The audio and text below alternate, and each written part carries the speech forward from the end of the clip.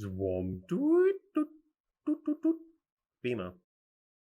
Hello everyone, and welcome to another BMO Creative video. Of all the types of aliens seen in the United States, the gray is by far witnessed the most.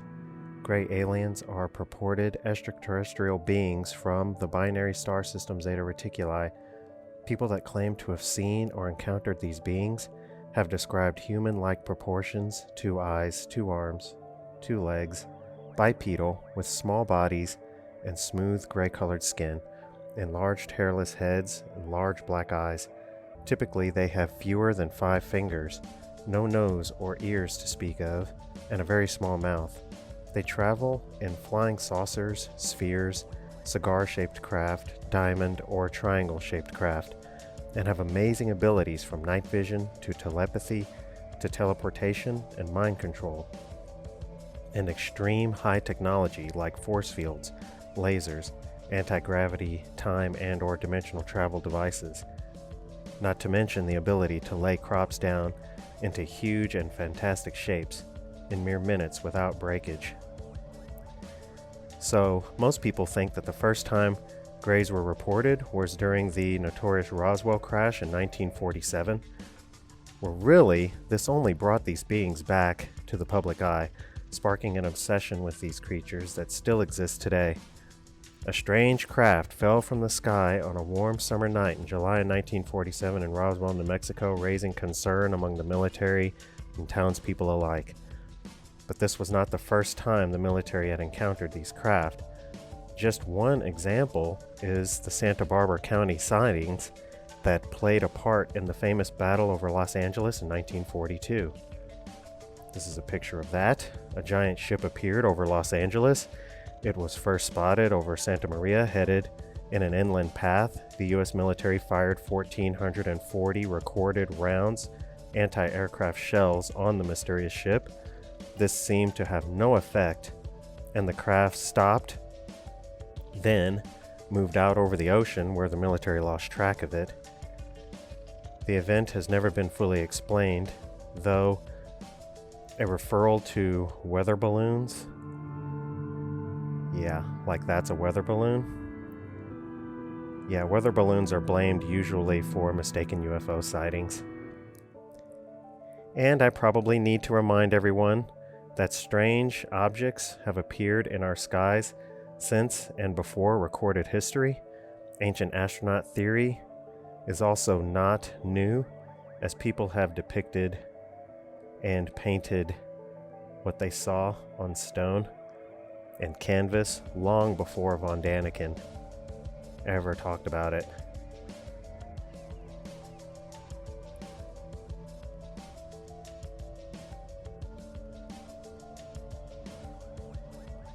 Again, he just brought it back to the public eye. Also, fiction has described these beings long before the Roswell incident. For example, in 1891, the novel Meta, A Tale of the Future, was published by Kenneth Follingsby, in which the narrator encountered small gray-skinned aliens with balloon-shaped heads. In 1893, H.G. Wells presented a description of humanity's future appearance in the article The Man of the Year Million, describing humans as having no mouths, noses, not really, or hair, large heads.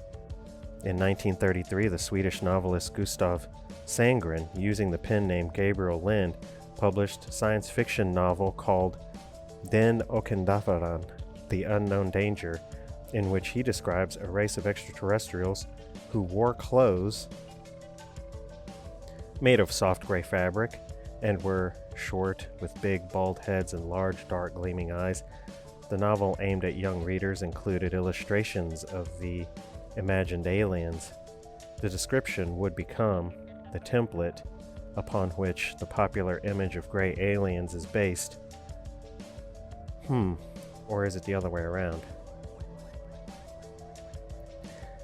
See, the thing most people know about, but most people never want to discuss, is that grays are also known to take livestock and dissect them for supposed unknown reasons and leave the dead animals for us to find.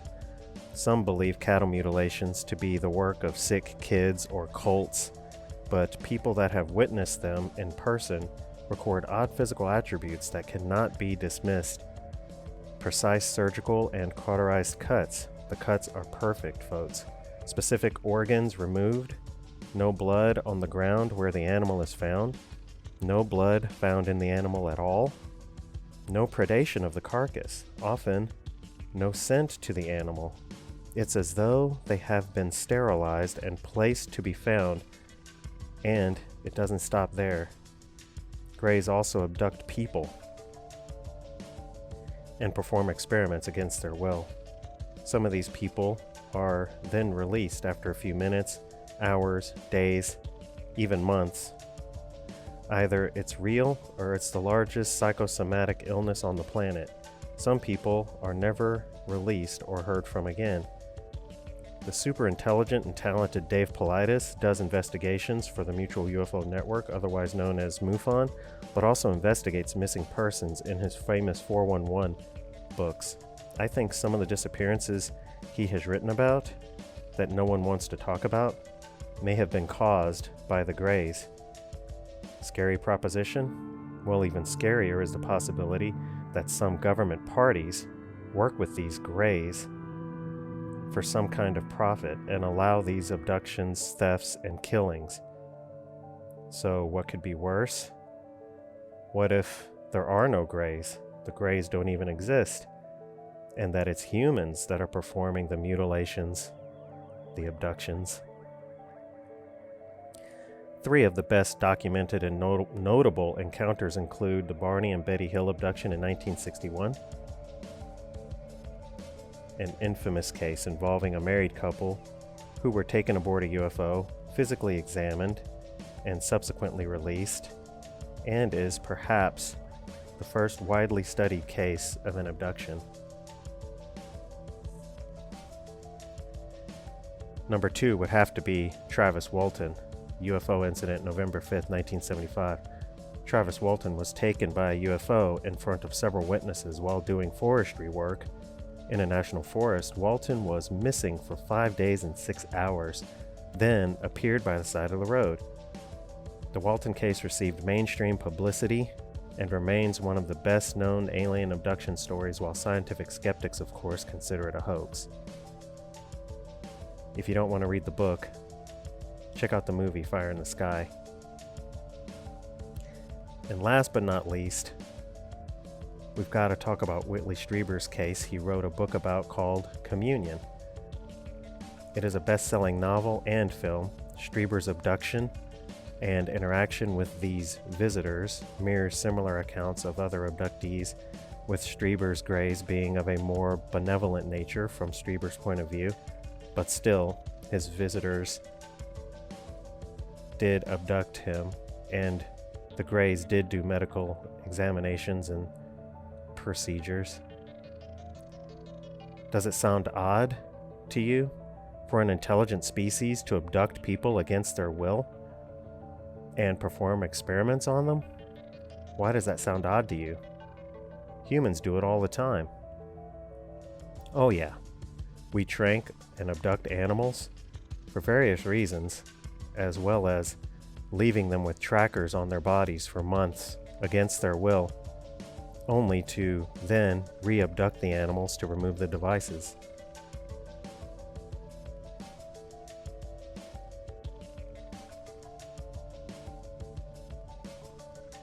UFOs have been in the news a lot lately, and not because of what is happening in the sky, but because of what is happening on Earth. It has been called a soft disclosure, meaning the military is leaking bits of information on UFOs to the public rather than making a major announcement and causing what they think would be a panic. The US Navy acknowledged guidelines for how their pilots can report encounters with anomalous ships without fear of reprisal. This comes after articles about numerous sightings of tic-tac-shaped UFOs around the USS Nimitz, for example, south of San Diego. According to a spokesman for naval operations, there has been an overall uptick in interaction with aerial phenomenon since 2014. Are they real? Well, some people say no. The government says no, but the government has had many official investigative groups involved in researching and documenting what is not real. Groups like the MJ-12, Advanced Aerospace Threat Identification Program, the Roswell UFO Incident Organization, Brookings Report, Condon Committee, Estimate of the Situation Program, Project Blue Book, Project Grudge, Project Serpo, Project Sign, Project Silver Bug, Robertson Panel, and Unidentified Aerial Phenomena Task Force, just to name a few. That's just those crazy Americans wasting taxpayer dollars again, right? Well, not really, because every other country on this planet also has official task forces recording, documenting, and researching. Just a few examples would be Brazil's Operation Prato, Canada has Project Magnet, France with Gipan, Sepra, and Gaipan, Soviet Union has Institute 22, and the UK has a Flying Saucer Working Party and Project Condon.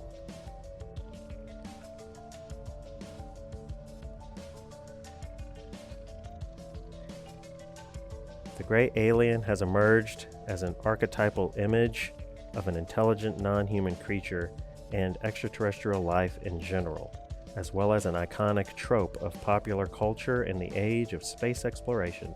There have been so many witnesses that it is impossible to discount that something is truly going on, and that maybe gray aliens are real and are here to stay.